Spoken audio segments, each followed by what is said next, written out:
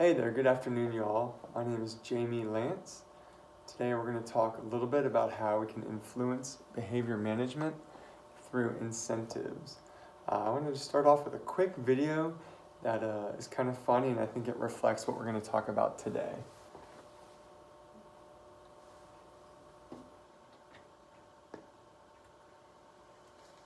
This man right here is my great-grandfather. He's the first cat herder in our family. Herding cats. Don't let anybody tell you it's easy. Anybody can herd cattle. Holding together 10,000 half-wild short hairs, well, that's another thing altogether. Being a cat herder is probably about the toughest thing I think I've ever done. I got this one this morning, right here. And if you look at his face, it's just ripped to shreds, you know? You see the movies, you hear the stories, I'm living a dream. Not everyone can do what we do. I wouldn't do nothing else. It ain't an easy job, but when you bring a herd into town and you ain't lost a one of them, ain't a feeling like it in the world.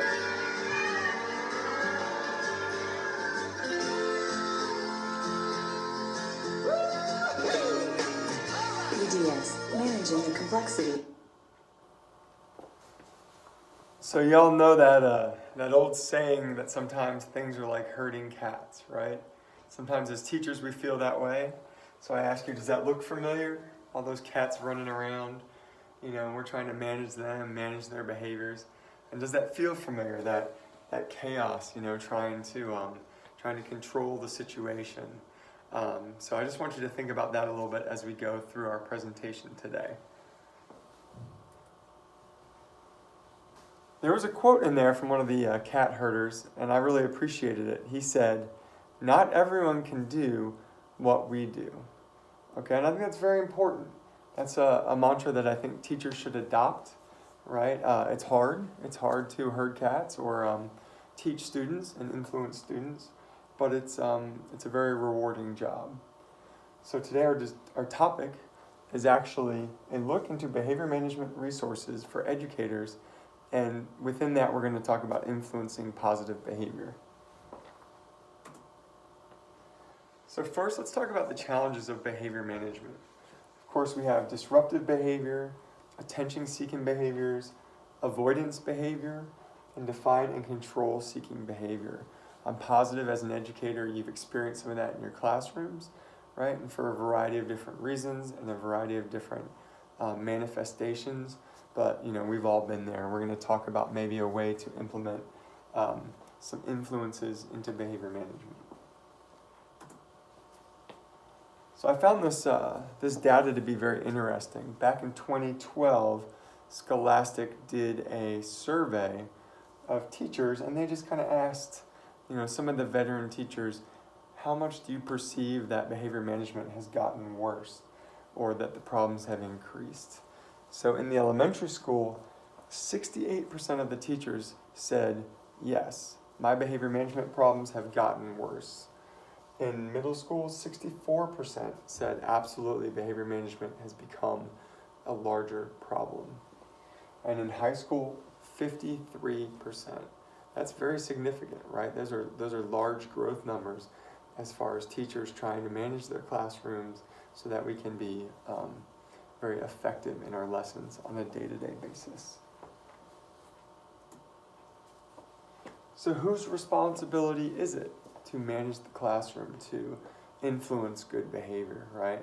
Well, I think the most important part of this puzzle is actually the students, right? Our job as teachers, and I'm a parent myself as a parent, is to give the students the tools long-term to be able to self-regulate, problem solve, work with peers. All those things are vital to having, rewarding lessons, and also to be able to maintain good behavior management. Of course, parents and family support systems are vital. I work in a very underprivileged school district, and we don't always have that. And that really affects the way that students behave in class, how they relate to one another. So parents and family support systems are vital. Educators, of course, this is what we're talking about today. I'm talking to you guys as educators, And we all know that our role is very important. Also, we sort of set the landscape or the environment for which we can set the behavior management and make it as positive as possible, right? This is the one piece that only we own, our environment and our classroom. So that's vital as well. Lastly, administrators and school staff. Obviously, our students interact with other staff members throughout the day and the administration. So we need to make sure that they also are buying into positive behaviors and our influence over the students as far as how they behave.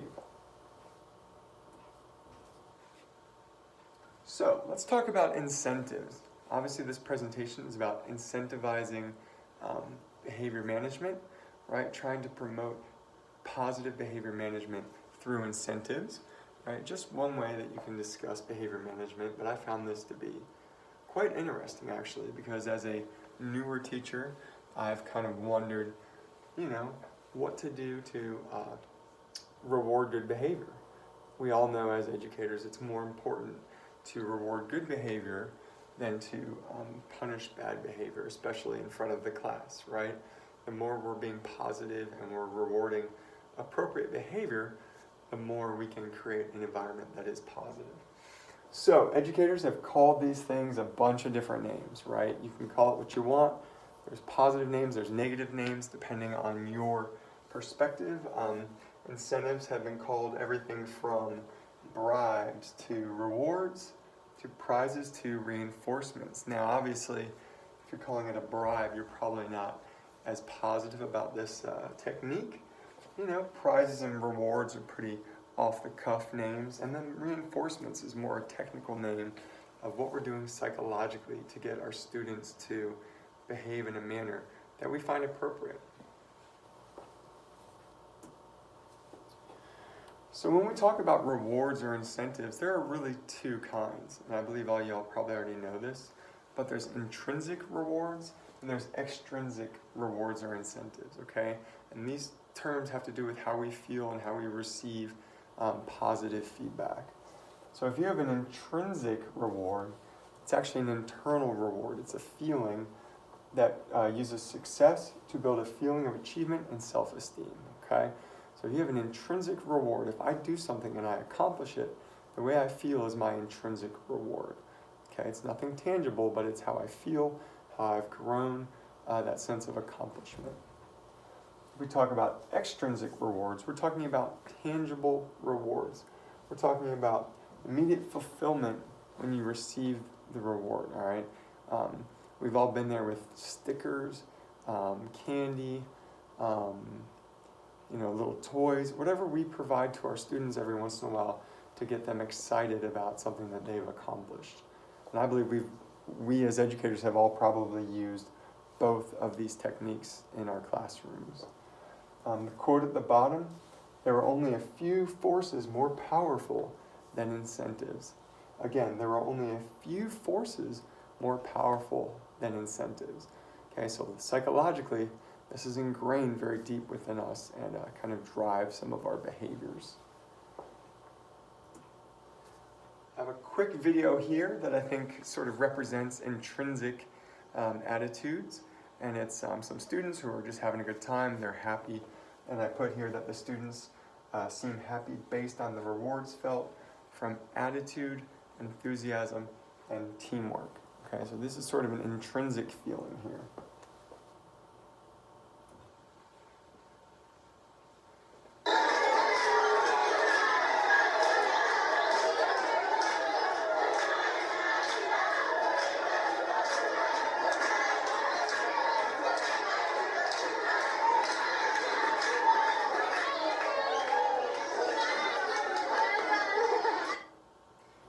And I feel that that's sort of how we or our students feel when we compliment them, when we tell them they did a great job. They feel joyful inside. Now next we're going to watch a video that I feel sort of represents extrinsic rewards or extrinsic influences, okay? Here the children are going to receive a present for Christmas and they're going to have a very immediate reaction.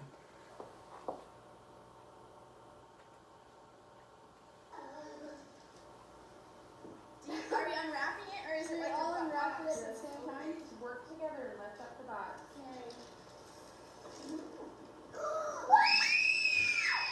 Oh my gosh!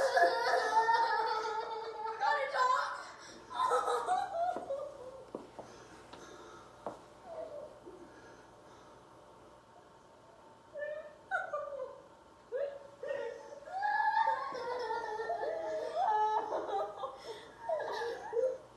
So if you had a little trouble seeing that, I believe it's probably Christmas time or a birthday, and the three children received a puppy under that box. And so at first, of course, they're excited, and then they kind of go into like a visceral, over-emotional state where they're almost crying. A very extrinsic influence or reward, right? They got something immediately, and they had an immediate reaction, almost an overreaction, okay? And I think that that represents sort of what we're talking about when we experience, or our students experience, an extrinsic reward.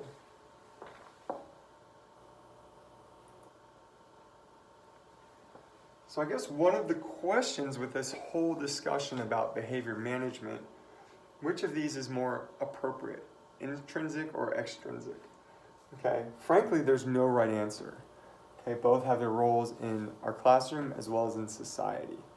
All right, if you think about intrinsic influences in society, we have pride, accomplishment, confidence, esteem, and recognition. Okay, but sometimes these tie together, right? If you think about something like the Olympics, there's pride and accomplishment and recognition, but there's also an extrinsic, reward, right? There's trophies, there's money, some other rewards that don't involve the Olympics, gifts, food, and vacations, okay? Sometimes these are correlated and combined though, so we have to really consider that there's no right answer. We just have to sort of tailor our personal use of rewards or influences to accomplish our behavior management.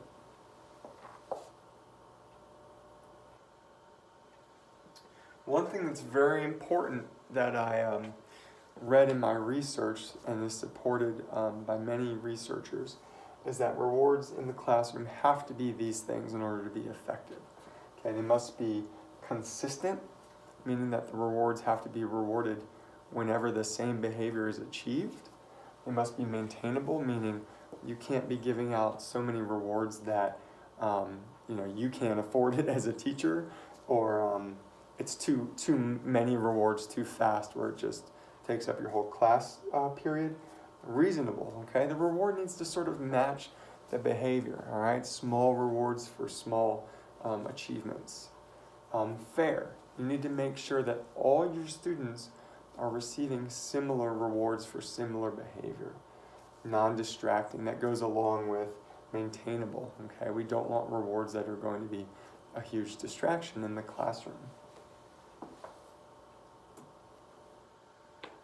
So let's get into the research a little bit and the resources that I utilize to sort of look into this topic of positive and negative influences to control our behavior management, all right? I love this quote below. It's a great quote. It sort of sums up what we're talking about. I have 3 little kids, and I hear this sometimes if I ask them to do some chores. It says, "What will you give me?" Okay, what will you give me? This is an important quote because we need to find that nice sweet spot where our students aren't asking us this, right? If they are so programmed to get rewards every time they behave appropriately, we're going to start getting asked this question, and that means we need to change something. So here are Kerwin's 6 reasons that rewards don't work. Okay, so this is the perspective that maybe rewards and trying to do positive influences to control behavior management doesn't actually work. Okay, so satiation, meaning that if you give students the same reward time over time over time, they might become bored with it. Addiction, so we may actually have to talk about, are we getting our students addicted to something? Sugar, just that feeling of getting something all the time, we want to avoid that sort of materialistic perspective. Finishing is an issue where students rush through their work to get the reward. Maybe it's not quality work, but they're trying to finish so they get the reward. Manipulation. This is sort of a concern for teachers manipulating. Is this manipulation? If we're telling them, if you do this, then you get this, are we as educators manipulating? That's a very fair question to think about. Increased pressure. So if some students are getting a prize and others aren't, or a student really wants a prize, they might put a lot more pressure on themselves to be successful. And they might feel emotions that typically they wouldn't if they were just seeking intrinsic rewards. And bribery. Are we bribing them? Are we teaching them long-term lessons, or are we just bribing them to behave appropriately in that moment to try to get through the day? So some others who agree that maybe, giving rewards for good behavior to promote behavior management. Some other quotes that agree that this is not the best solution. Suzanne Tingley said, there shouldn't be charts on the walls. We've all seen the behavior charts with the stickers, kind of the immediate feedback. She's stating that, that kind of simplifies and dumbs down the behavior that we're trying to accomplish. Cheryl Irwin said, rewards will foster competition and feelings of inadequacy. So we have to be careful about students being hyper aware of what the other students are getting, who's always being rewarded. Meyer Gnesi said, empirical results that suggest that positive effects from these kinds of incentives are far from certain. So the research says that perhaps these rewards to try to incentivize and control behavior management, it's just not being proven that it works. Okay, so maybe we need to go back and really go back to the drawing board. Now, on the other side, there are arguments for incentive-based behavior management.